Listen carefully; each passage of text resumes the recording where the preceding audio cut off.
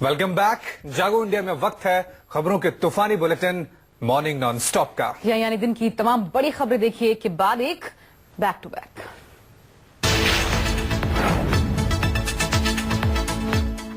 आज बीजेपी और संघ के बीच अहम बैठक होने जा रही है। इस बैठक में कश्मीर में जारी हिंसा, दलितों पर हो रहे अत्याचार, गोरक्षा के नाम पर हो रही गुंडागर्दी के साथ यूपी में होने वाले विधानसभा चुनावों की रणनीति पर चर्चा की जा सकती है। इस बैठक में आरएसएस की तरफ से भैयाजी जोशी, संयुक्त महासचिव दत्तात्रेय होसाबोले और डॉक्टर कृष्ण गोपाल शामिल होंगे। वहीं बीजेपी की तरफ से पार्टी अध्यक्ष अमित शाह, महासचिव रामलाल के साथ गृह मंत्री राजनाथ सिंह, वित्त मंत्री अरुण जेटली, विदेश मंत्री सुषमा स्वराज, वेंकैया नायडू और प्रकाश जावड़ेकर के शामिल होने की संभावना है।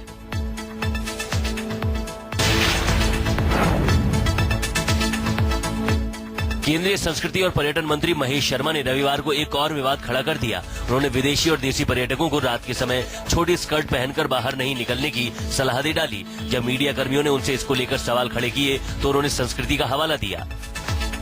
एक कार्ड है उसमें डूज एंड डोंट्स, क्या करें और क्या ना करें। जैसे छोटी छोटी बातें हमने बताया कि भाई आप छोटी जगहों पर रात के टाइम अकेले ना निकलें, स्कर्ट्स पे ना पहने।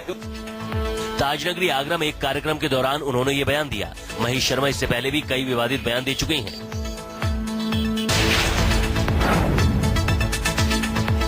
उज्जैन में एक जैन मंदिर की ट्रस्ट ने तालिबानी फरमान जारी करते हुए मंदिर में लड़कियों के जींस स्कर्ट पहनकर आने पर रोक लगा दी है। यही नहीं, इस फरमान को मंदिर परिसर के एक बोर्ड पर भी लिखित में जारी कर दिया है। उन्होंने 8 साल से ज्यादा उम्र की लड़कियों को भारतीय संस्कृति के मुताबिक कपड़े पहनकर आने का अनुरोध किया है। इस फरमान को लेकर लड़कियां अब सर ढककर मंदिर में प्रवेश कर रही हैं। कम उम्र की लड़कियां वगैरह है वह भी अच्छे पर ध्यान में आए, यानी कि जीन्स वगैरह जो एक पुरुष वस्त्र है, जीन्स टी शर्ट, इसमें पहनना हमारे यहाँ एक वर्जित किया गया है। गुजरात में आर्थिक रूप से पिछड़ों को 10% आरक्षण के मसले पर आज सुप्रीम कोर्ट में सुनवाई होगी। अब तक प्रदेश में हाई कोर्ट का फैसला ही लागू है। दरअसल गुजरात सरकार ने गुजरात हाई कोर्ट के फैसले को सुप्रीम कोर्ट में चुनौती दी है, जिसमें उन्होंने हाई कोर्ट के फैसले पर अंतरिम रोक लगाने की मांग की है। दरअसल गुजरात हाई कोर्ट ने गुजरात सरकार के 10% आरक्षण को रद्द कर दिया था। फैसले में कहा था कि राज्य ने सुप्रीम कोर्ट के 50% आरक्षण के फैसले को दरकिनार कर यह आरक्षण दिया।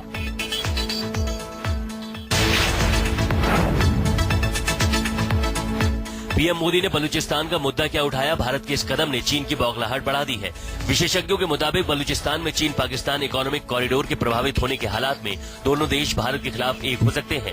भारत और चीन के बीच पाकिस्तान के चलते एक बार फिर से खटास आ सकती है। ये मुद्दा तिब्बत बॉर्डर और व्यापारिक असंतुलन से भी बड़े विवाद की शक्ल अख्तियार कर सकता है।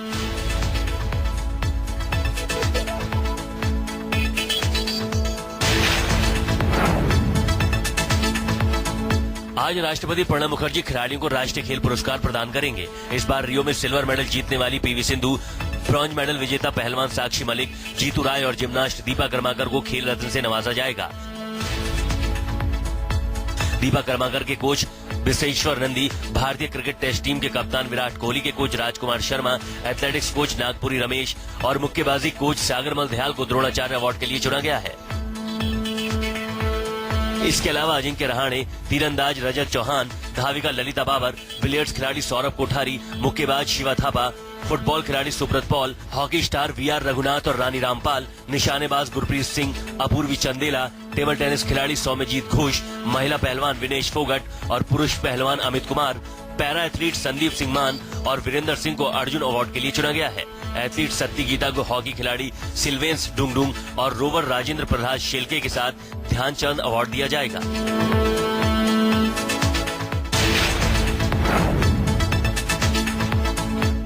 इस लड़की की तस्वीर आप देख तो नहीं सकते, लेकिन इसकी हालत जरूर महसूस कर सकते हैं। 70% तक झुलसी इस लड़की का कसूर सिर्फ इतना था कि उसने अपने साथ होने वाली छेड़खानी का विरोध किया था। बस फिर क्या था, लड़की के घर वालों और आरोपियों के घर वालों के बीच कहासुनी हुई। नौबत ये आ गई कि आरोपी के घर वाले इकट्ठा होकर पीड़ित के घर पहुँचे और उस पर मिट्टी का तेल छिड़ककर उसे आग के हवाले कर दिया और घर वालों के साथ मारपीट भी की। उसे घर से भगाने के लिए, शादी करने के लिए मजबूर कर रहा था। उसने मैसेज भी करा आज शाम को कि अगर तुम नहीं आई तो मैं तेरे को जान से मार दूं, तेरे मुंह पे तेजाब डाल दूंगा। फिलहाल पुलिस ने तीनों आरोपियों को गिरफ्तार कर लिया है, बाकी की तलाश जारी है।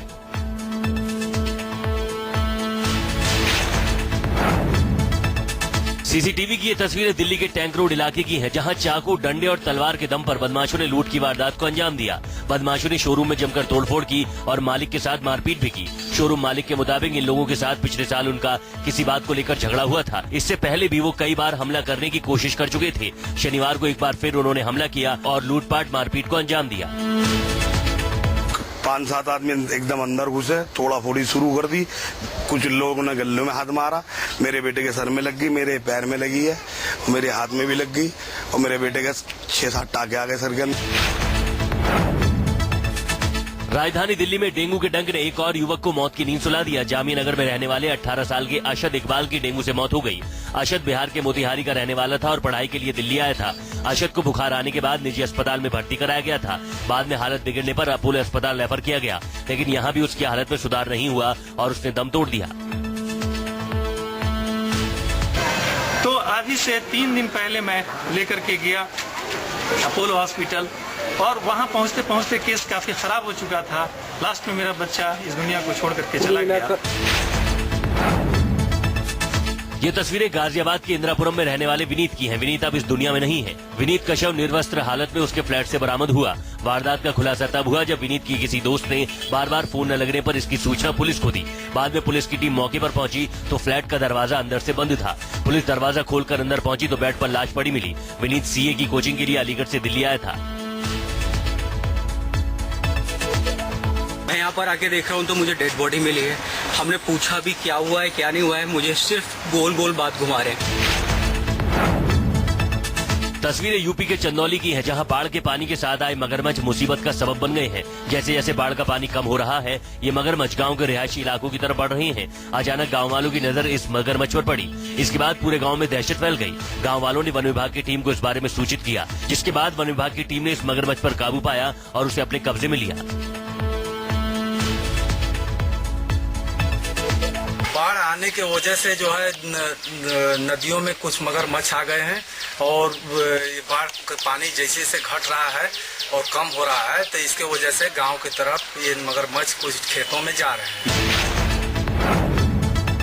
25 तारीख को अचानक मुंबई के नेहरू नगर इलाके से अगवा हुई ये बच्ची अपने घर वालों के पास वापस लौटी तो उनकी खुशी का ठिकाना न रहा। अपनी बच्ची को वापस पाकर माँ बाप फूले नहीं समा रहे थे। दरअसल 25 तारीख को इलाके से अचानक 2 बच्चियां दीप्ति और ममता लापता हो गई थी। घर वालों ने पुलिस में गुमशुदगी की शिकायत दर्ज कराई। इस दौरान सीसीटीवी कैमरे में एक शख्स दीप्ति को ले जाता हुआ दिखाई दिया। हालांकि ये कौन है इसकी पहचान नहीं हो पाई है, लेकिन पुलिस ने केस दर्ज कर मामले की जाँच शुरू कर दी है।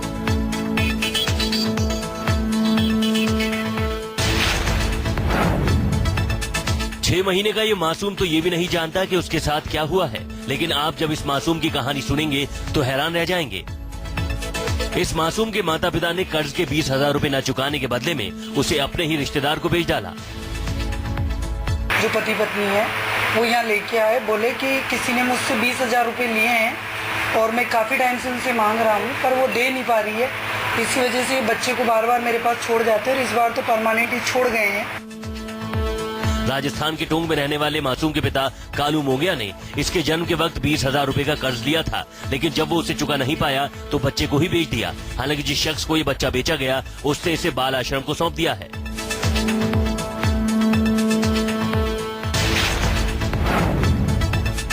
दसवीं की छात्रा को कार में अगवा कर गैंगरेप की वारदात को अंजाम देने वाले तीनों आरोपियों को यूपी की बुलंदशहर पुलिस ने गिरफ्तार कर लिया। नितिन, ब्रजेश और राहुल नाम के तीनों आरोपियों ने 15 साल की नाबालिग को सरेराह कार से अगवा किया और नशीली दवा खिलाकर चलती कार में उसके साथ गैंगरेप किया। बाद में उसे फेंक कर फरार हो गए। तीनों आरोपियों ने अपना जुर्म कबूल कर लिया है और इसमें सफलता मिली। 3 लोग गिरफ्तार किए गए हैं, जिसमें नितिन पुत्र रविंदर हैं और ब्रजेश पुत्र प्रकाशन और राहुल पुत्र चमन है। इसके अलावा घटना में प्रयुक्त जो स्विफ्ट डिजायर गाड़ी थी उसको भी बरामद कराया है। पुलिस थाने में शादी की ये तस्वीरें बिहार के हाजीपुर से आई हैं, जहां घर वालों की मर्जी के खिलाफ शादी करने वाले अजीत और सुप्रिया ने पुलिस की मौजूदगी में एक दूसरे को माला पहनाई। हालांकि इससे पहले सुप्रिया के घर वाले कोर्ट पहुंच गए और उन्होंने प्रेमी अजीत के साथ जमकर मारपीट की, लेकिन पुलिस वालों ने उन्हें हिरासत में ले लिया। बाद में पुलिस प्रेमी जोड़े को थाने में लेकर आई और शादी की रस्म को पूरा कराया। हम न्यायालय के आदेश पे हम लोग शादी किए और पूर्व में भी शादी कर चुके थे मंदिर में। कल से वो लोग मतलब कि हमको बोला है कि बयान बदल दो, लड़का के खिलाफ कर दो, नहीं तो तुमको तो कि मारेंगे हम।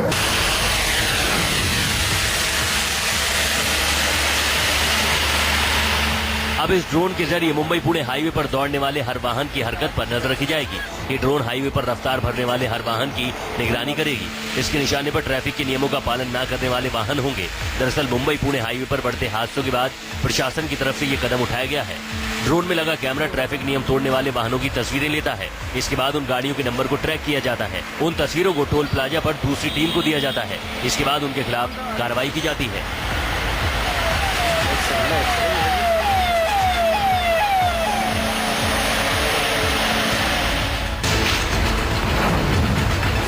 एक घंटे की बारिश ने पंजाब के भटिंडा को इस कदर बेहाल कर दिया कि लोग गुस्से से आग बबूला होकर सड़कों पर उतर आए। जगह जगह जल भराव होने से लोगों की आवाजाही रुक गई, जिसके विरोध में लोगों का गुस्सा फूट पड़ा और उन्होंने कई जगह रास्ते जाम कर दिए। सरकार के खिलाफ जमकर नारेबाजी भी की। आनंद फानन में फायर टेंडर को सबवे से पानी निकालने के लिए लगाया गया। सबवे में कई फीट पानी होने के चलते कई गाड़ियां वहीं अटक कर रह गयी। साथ ही लोगों को अपनी मंजिल तक पहुँचने के लिए जान जोखिम में डालकर रेलवे ट्रैक से गुजरना पड़ा। कूलर कपड़ा वपड़ा सब ठेस में हो रखा, सबका घर। रात से कोई ने रोटी नहीं खाया, सब भूखे पड़े। 30,000 फीट की ऊंचाई पर 99 मुसाफिर और 5 क्रू मेंबर्स की जान उस वक्त सांसत में पड़ गई जब अमेरिका में साउथ वेस्ट एयरलाइंस की एक फ्लाइट के दौरान प्लेन के एक इंजन का हिस्सा टूटकर अलग हो गया। लेकिन हैरानी इस बात की है कि इसके बावजूद पायलट प्लेन की सेफ लैंडिंग कराने में कामयाब रहा। जानकारी के मुताबिक फ्लाइट नंबर 3472 न्यू ऑरलियंस से फ्लोरिडा के ऑरलैंडो जा रही थी। घटना के वक्त प्लेन 30,700 फीट की ऊंचाई पर था। इसी दौरान पायलट को प्लेन के एक इंजन से आवाज सुनाई दी। इस इंजन का एक हिस्सा टूट गया था। इसके बाद पायलट ने प्लेन को नजदीकी पेंसाकोला एयरपोर्ट पर लैंड करा लिया।